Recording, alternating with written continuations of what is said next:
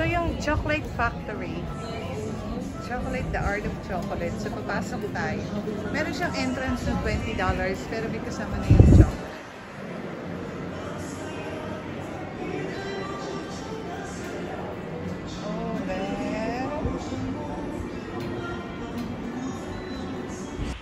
Hello guys! Andito ako sa may Chocolate Factory. Dito lang pala siya matatagpuan sa may Lantau Island.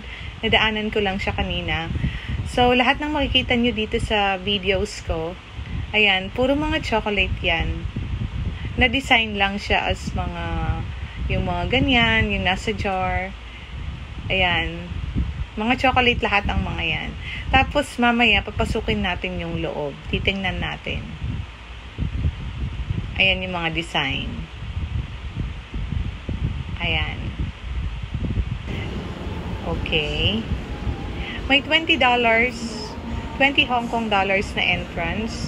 Pero bibigyan ka naman ng chocolate nun pagka lumabas ka. This little car is also made of chocolate.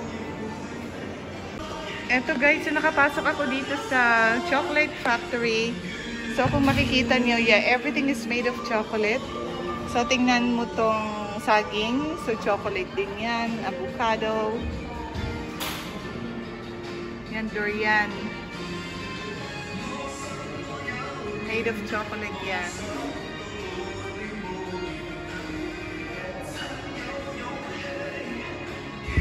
Itong mga fruits na to na makikita nyo, chocolate talaga yan. Tinorma lang siya as frutas. Yan. Yung tomato, yung dragon fruit. Ang ganda niya talagang tingnan in actual. So, ang galing talaga ng forma. Kasi, para talaga siyang prutas, pero chocolate siya. Ayan, yung atis, chocolate din yan. Ito guys, itong mahjong na to, chocolate din yan. So, ayan. Ayan, everything is chocolate. Yung mga siomai, chocolate yan ang pinormang siomai, siopaw, dumpling, puro mga chocolate.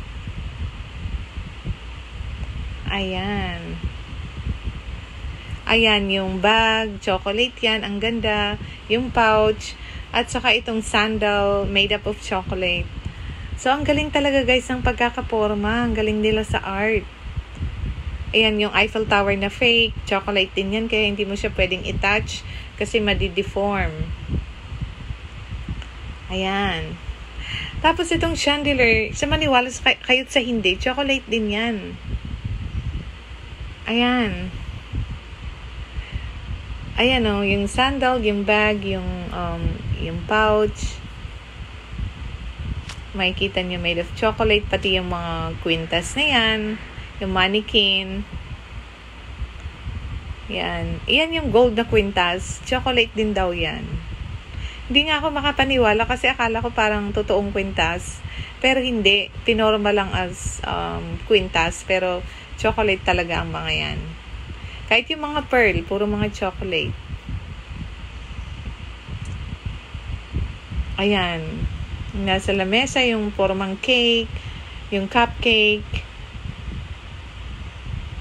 Ayan.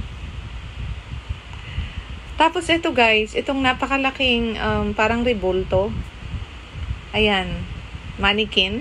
Chocolate yan. Malaking chocolate. Yan ang mga yan. So, kung mapagawi kayo dito sa Lantau Island, i-recommend ko to. Huwag nyo itong i-miss. Kasi ang ganda talaga sa loob. Ma-amaze ka sa ganda ng mga arts na makikita mo na made up of chocolate.